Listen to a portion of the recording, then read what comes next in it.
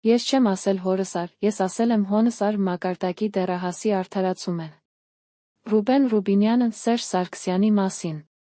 Սերժ Սարգսյանը շարունակում է պնդել, որ ինքը 2018 թվականին չի խաբել, քանի որ երբ ինքը ասել էր, որ չի հավակնելու վարչապետի պաշտոնին, նկատի չի ունեցել, որ վարչապետ չի լինելու, քանի որ հավակնելն ու լինելը նույն բանը չեն։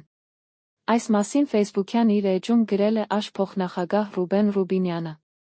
Մի կողմ թողնենք, որ սա ես չեմ ասել հորս առ, ես ասել եմ հոնս առ մակարդակի դեռահասի արդարացում են։ Այստեղ ամենաապշեցուցիչն այն է, որ Սերժ Սարգսյանը մինչ օրս հեղափոխությունից գրեթե 8 տարի անց այդպես էլ չի հասկացել, թե ինչու մի ամբողջ ժողովուրդ մերժեց իրեն ու իր բանդային։